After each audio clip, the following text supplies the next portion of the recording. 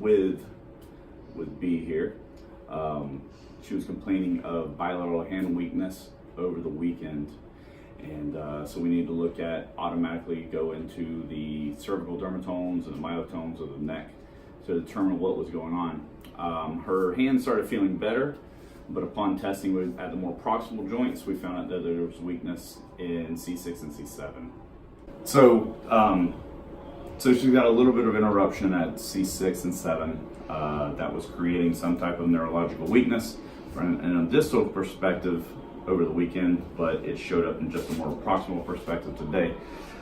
So immediately, as soon as you would notice that the neck is involved, we have to look if there is any lower body involvement via the lat. So we're going to check the lat. We found out that it was weak, so automatically got to assume there's pelvic instability.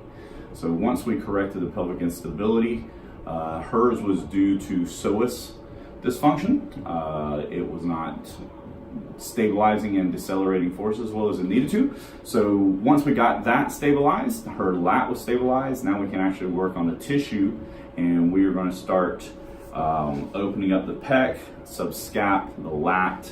We're going to open up this thoracic outlet as best we can, just to make sure there is no large fascial interruption that could be adding to the weakness going down into the distal extremities.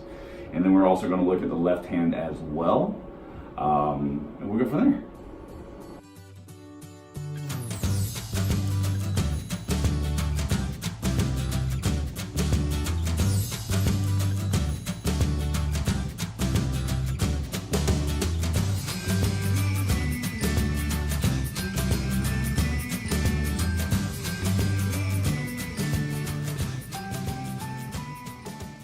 So, with, say, with performers such as B here, you get a lot of hypermobility in a lot of the joints, okay? But for any hypermobility that has to happen, they have to gain stability somewhere else. So on that spectrum, if you have too much mobility, hypermobility, you're losing stability somewhere, okay?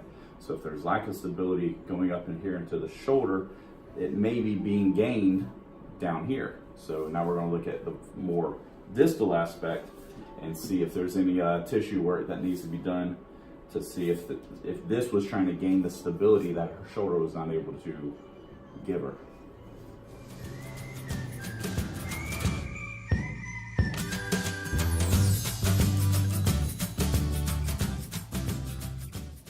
So a lot of people think that this is, going too hard, but it's not. We're going very lightly all the way through. What's the pressure that we're putting on here? Good. Like a 2? Yeah. Yeah. It's not. Right? Yeah. So it's not a matter of us trying to kill the patient. This comes up wherever there's a more superficial fascial tissue adhesion. That's what's actually going to show up in this redness. Okay? No matter what the pressure is, we don't have to kill the patient, but this is going to come up. And now you're getting a little petechia here and a little inflammatory response there. And that's going to drive a little more, hopefully drive a little more motility in that tissue there. Both the extensor side as well as this flexor side has a little more of a superficial adhesion in the fascia. So you can only imagine that this tissue and how it's penetrating and it's tightening up. So the fascial tissue is tightening up and compressing down to aid the arm line in doing its job to handle forces that are applied to it.